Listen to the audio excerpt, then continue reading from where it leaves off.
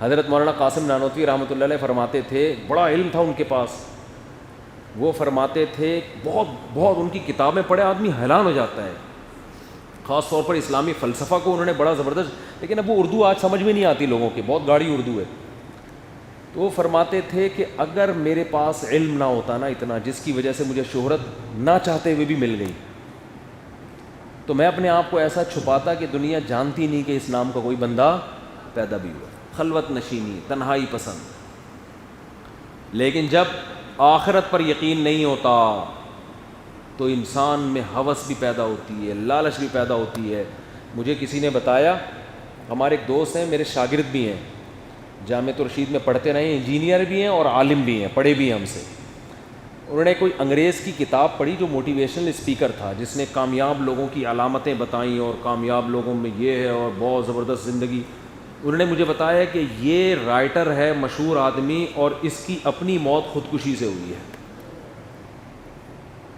سمجھ میں آ رہی ہے؟ تو میں نے ان سے کہا اس کا نام اور اس کا حوالہ یہ مجھے دینا, تو میں نام کے ساتھ حوالے کے ساتھ انشاءاللہ بولو بتاؤں گا کہ جو لوگوں کو موٹیویشن کر رہا ہے.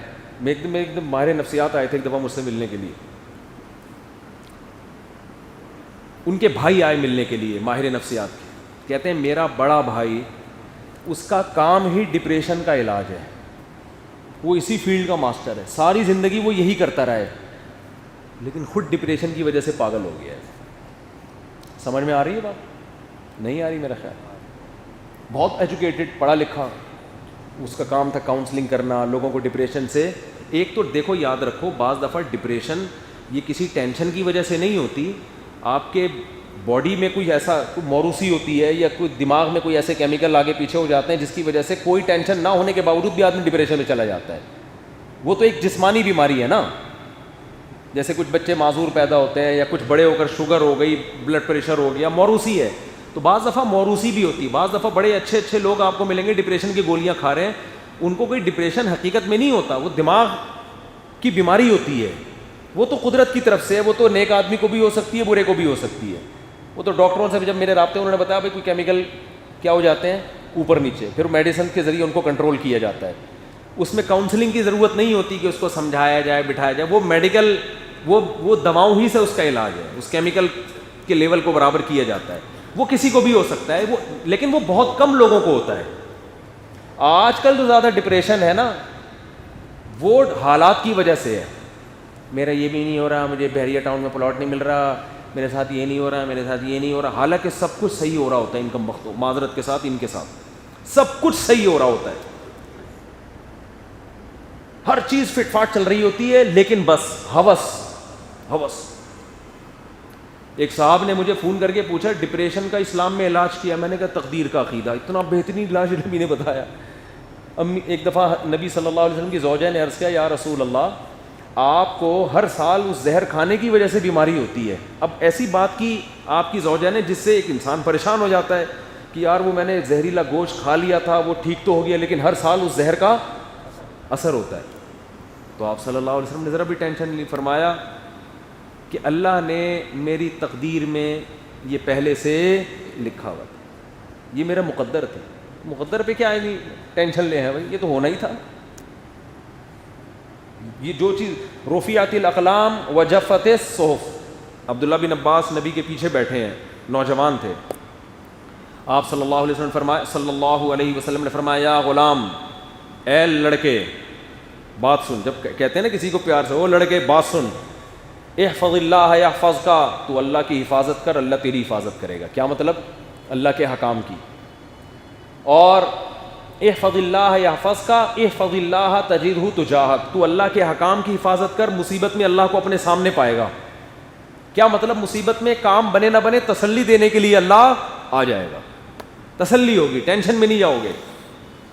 اور آگے کیا فرمایا, وَاعْلَمْ ان الامت لو اجتمعت علی ان ينفعوک بشیء, پوری دنیا جمع ہو کے تجھے فائدہ پہنچانا چاہے نا, نہیں پہنچا سکتی مگر وہ فائدہ جو اللہ نے تیری تقدیر میں لکھ دیا ہے. کتنے لوگ ایسے ہوتے ہیں سارے کام بنتے بنتے رزلٹ حاصل کرنے کا وقت آتا ہے, رزلٹ کیا ہوتا ہے؟ زیرو. یعنی کامیابی کے سارے اسباب پیدا ہو گئے. اب تو جاب بھی ملنے والی ہے, اب تو شادی بھی ہونے والی ہے, اب تو عزت بھی ہونے والی ہے, اب تو یہ بھی ہونے والا. آپ تو بھائی کھلا کھائیں گے تو ننگا نہائیں گے, پنجاب والے ایسے ہی بولتے ہیں. لیکن نہ کھلا کھا سکتے ہیں جب رزلٹ کا وقت آتا ہے نا.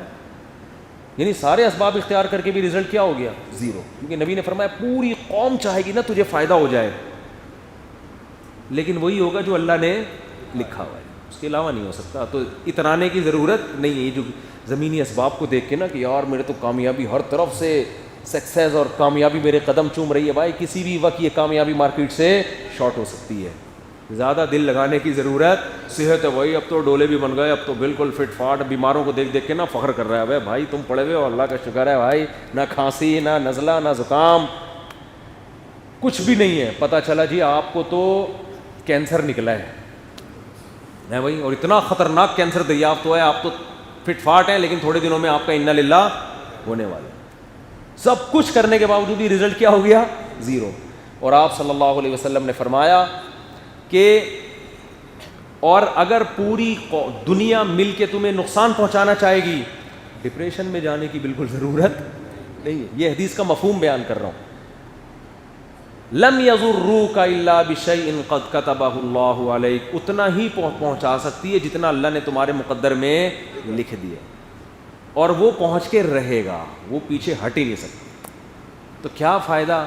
اس لیے قرآن کے الفاظ دیکھو, لکی لا تأسوا علی ما فاتکم, اللہ نے سب تمہیں لکھ کے بتا دیا کہ جو ہوگا وہ ہو کے رہے گا. قرآن نے اس کی حکمت بیان کی تاکہ جو تمہیں نہ ملے نعمت اس پہ افسوس مت کرو کہ یہ تو ملنی نہیں تھی. ولا تفرحوا بما آتاکم, اور جو نعمت ملے اس پہ اتراؤ نہیں کہ میرا کمال ہے, بھائی اللہ نے لکھی ہوئی تھی مل گئی ہے. اترانے کی ضرورت نہیں, بلکہ کیا کرنا ہے؟ شکر ادا کرنا ہے.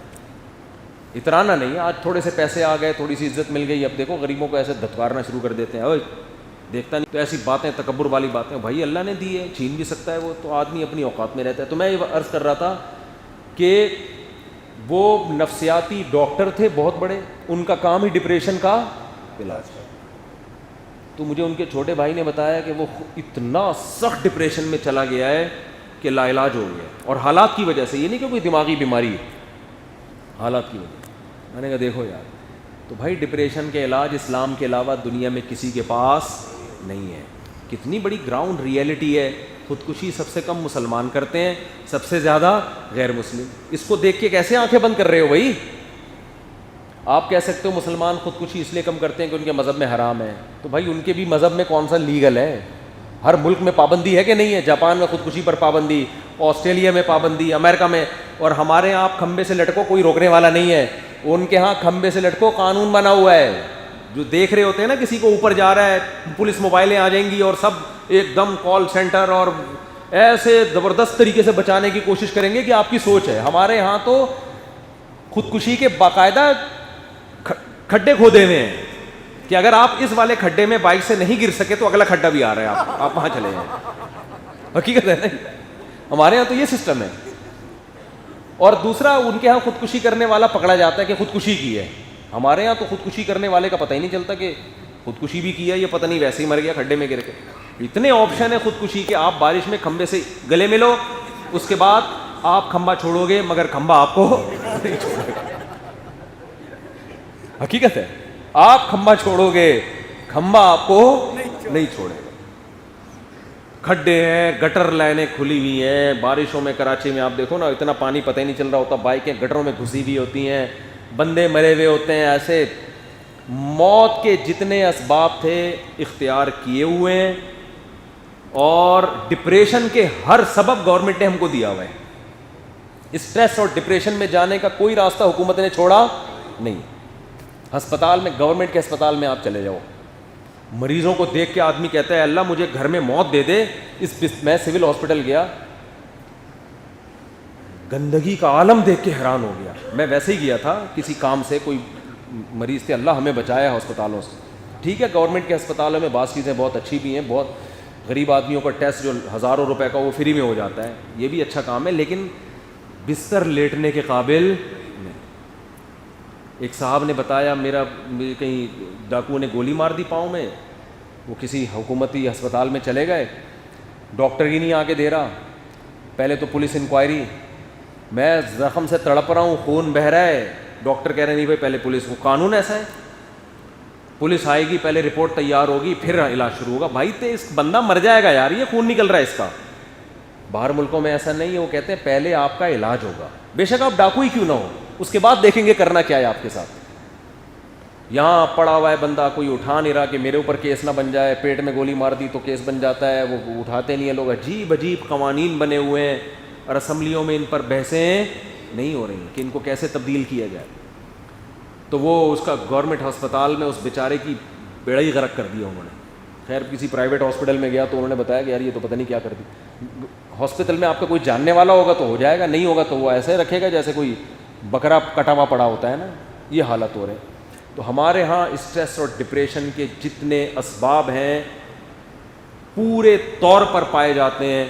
تو ہمارے ہاں تو آدھی قوم کو خودکشی کر کے مر جانا چاہیے, آدھی قوم کو خودکشی کر کے, جتنی بجلی استعمال کرو بل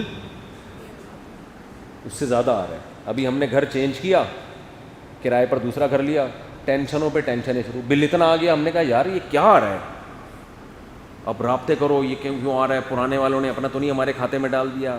ایک عجیب ہی یعنی ٹینشن. وہ معین اختر مجھے یاد آتا ہے, معین اختر سے انور مقصود نے پوچھا کیسے حالات چل رہے ہیں, اس نے کہا الحمدللہ نلوں میں پانی آ رہا ہے, گاڑی میں ٹینکی بھری ہوئی ہے پیٹرول سے, اللہ کا شکر ہے, جتنی بجلی استعمال کرو اتنی آ رہی ہے. اس نے کہا آپ پہلے پاکستانی ہیں جو اتنے اچھے حالات بتا رہے ہیں, آپ رہتے کیا ہیں؟ اس نے کہا دبئی میں رہتا ہوں.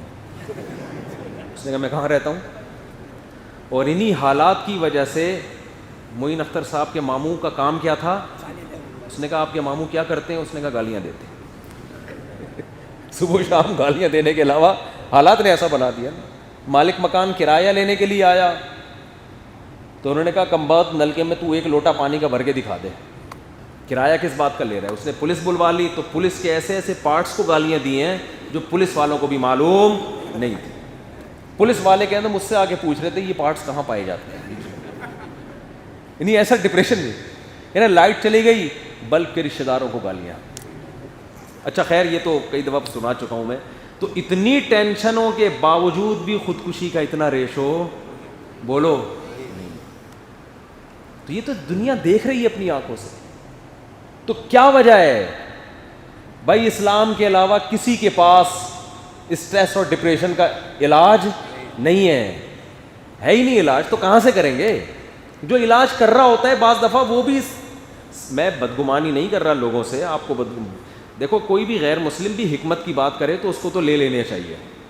کوئی بھی اچھی بات کرے وہ تو بات تو جو بھی کرے گا لے لینا چاہیے. اس کا مطلب یہ نہیں کہ سارے ہر وقت غلطی کر رہے ہوتے ہیں, لیکن ان تلوں میں تیل ہے نہیں. یہ آپ میں وہ آگ نہیں بھر سکتے, جو دم میں آگ نہیں لگا سکتے, جو جیٹ طیارے کے اڑنے کے لیے ضروری ہے. ہاں وہ دم والا واقعہ سن لینا, دم میں آگ والا. تو اسلام ہی ہے جو کیا حالت کر دی کہ صحابہ شہید ہو رہے ہیں پانی پیاس سے, پڑوس میں آواز آتی ہے پانی کی تو کیا کہہ رہے ہیں ان کو پہلے پلاؤ.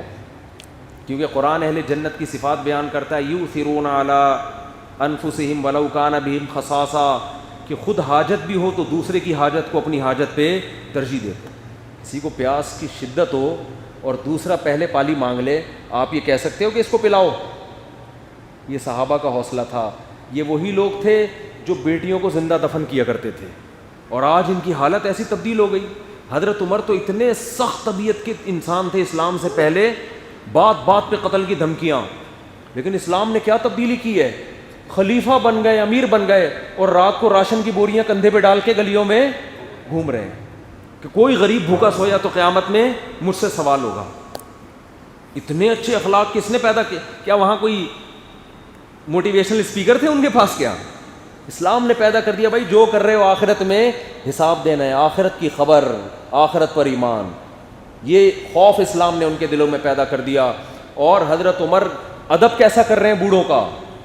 وہ حضرت خولہ رضی اللہ تعالی عنہ نے کہا نا, ایک بوڑھی خاتون تھی, انہوں نے نصیحتیں شروع کر دی حضرت عمر کو, امیر المومنین تھے, ڈانٹنا شروع کر دیا, ڈانٹتی رہی. حضرت عمر کے خادم نے پھر ان خاتون سے کہا کہ آپ اب بس کر دیں, امیر المومنین ہیں.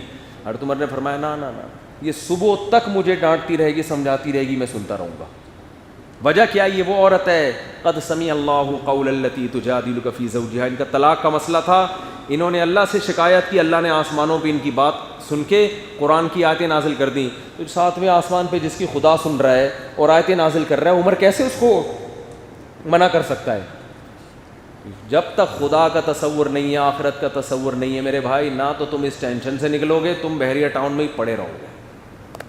بحریہ ٹاؤن 4 پلاٹ 5 پلاٹ 6 پلاٹ، ابے میرے بڑے ہو گئے، ہائے کاش پچھلے سال لے لیتا ہے 2 پلاٹ میرے بھی حصے میں آ جاتا. لو پلاٹ سے ہم منع نہیں کر رہے، تو بزنس ہے بھائی، کرو، کس نے منع کیا ہے؟ دل نہ لگاؤ اینٹوں سے اور پلاٹوں سے بھائی. ہماری ضرورت 2 وقت کی روٹی ہے، صبح انڈا پراٹھا مل جائے، میرے تو یہی ہے بھائی، انڈا پراٹھا صبح مل جائے، رات کو تمیز سے دوپہر بھی مل جائے تو اور اچھی بات ہے، مل ہی رہا ہے الحمدللہ. رات کو کھانا مل جائے تمیز سے، طبیعت سے سونے کی جگہ مل جائے، طبیعت سے سو جائیں، پنکھا چل رہا ہو، شدید گرمی نہ ہو، موسم ٹیمپریچر کمرے کا ذرا اچھا ہو کہ نیند آ جائے تمیز سے، مچھروں سے حفاظت ہو جائے.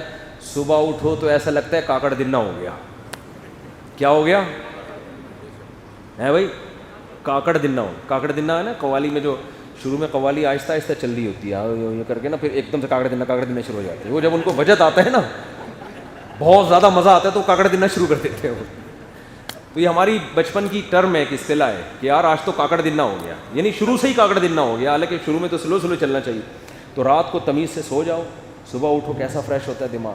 تو نہ لگاؤ ان اینٹوں سے دل، میرا گھر، میری گاڑی، میرا. بے قبرستانوں میں جا کے دیکھ لیا کرو بھائی، یہ ان کا تھا، آج کہاں لیٹے ہوئے ہیں. مر کے جا رہی ہے دنیا، اور کیسے بیٹھے بیٹھے وہ 40 سال کا بیٹھے بیٹھے انا للہ ہو گیا. اس کو جو انڈیا کا اداکار تھا، وہ تو بڑی فٹنس کا خیال کرتا تھا، اس کو تو لپڈ پروفائل کا ٹائم ہی نہیں ملا ٹیسٹ کرانے کا. کہ قدرت نے اتنا موقع بھی، ٹیسٹ ہوتا ہے نا پروفائل ٹیسٹ، وہ سارا کولیسٹرول کتنا ہے وہ سب سامنے آ جاتا ہے. سامنے آنے سے پہلے ہی انا للہ ہو گیا. کوئی پتہ نہیں ہے کب مر جائیں گے. تو دنیا مسافر خانہ ہے، دل نہیں لگانا ہے. اصل ان الآخرۃ لہی الحیوان، قرآن کہہ رہے اصل زندگی کون سی ہے؟ آخرت ہے. اس کو سامنے رکھو گے تو دنیا بھی خوشی سے گزرے گی، آسانی سے گزرے گی. پیسہ اگر ملنا ہوگا تو پھر بھی ملے گا. ہم نے مولویوں کے پاس بھی، بزرگوں کے پاس بھی بہت پیسہ دے گا، چھپڑ پھاڑ کے آ رہا ہوتا. ہمارے حضرت تو پیسہ کماتے ہی نہیں تھے، لیکن اتنے دولت مند تھے کہ آپ کی سوچ. جب زمینوں کی آمدن شروع ہوئی ہے تو ایسی شروع ہوئی ہے کہ لائن لگ گئی. تو پیسہ ایسی چیز ہے بھائی، جب آئے گا تو چھپڑ پھاڑ کے آئے گا، نہیں آئے گا تو سارا دن روتے رہو، پیسے ہی نہیں ہے، غربت ہے، مہنگائی ہے، ٹینشن. اللہ پہ ان چیزوں کا کوئی اثر نہیں پڑتا. اگر آپ روتے رہو گے نا اللہ مجھے کچھ دیا ہی نہیں تو نے، تو ایسا نہیں اللہ ایک دم جوش میں آئے گا اور بولے گا یہ لے. اللہ کہتا ہے لئن شکرتم لازیدنکم، زبان میں اور دل میں شکر پیدا کرو تو نعمتیں بڑھاؤ. جب بولو یار بے شک جیب میں دھیلا نہیں ہو رہا ہے، اللہ کا دیا بہت کچھ ہے، وہ کہے کہاں ہے؟ بولو بھائی صبح ناشتہ کر رہے ہیں، اللہ کا شکر ہے. معین اختر کی طرح بولو نلکوں میں پانی آ رہا ہے، گاڑی میں پیٹرول، گاڑی نہیں ہے تو پیٹرول کی ضرورت نہیں ہے الحمدللہ. ہم تو WR میں سفر کرتے ہیں، اللہ کا بڑا فضل ہے. تو خوش رہے آدمی. ہمارے نبی سے زیادہ کوئی مسکین اور غریب نہیں ہو سکتا. 40 دن گھر میں چولہا نہیں جل رہا پھر بھی سب سے کامیاب انسان. تو آخرت جب تک کھوپڑی میں نہیں بیٹھے گی میرے بھائی، انسان کا بچہ نہیں بن سکتا. اس لیے انسان کو انسان بنانے کے لیے آخرت پر ایمان ضروری. اس لیے اتنی اہم خبر ہے کہ اللہ کہتا ہے جو اس کا انکار کرے گا، اس کا مطلب وہ انسانیت کو درندگی کی طرف لے کے جا رہا ہے. میں انکار کرنے والے کو معاف نہیں کروں گا. جنہوں نے انکار کیا ان قوموں کو میں نے تباہ کیا.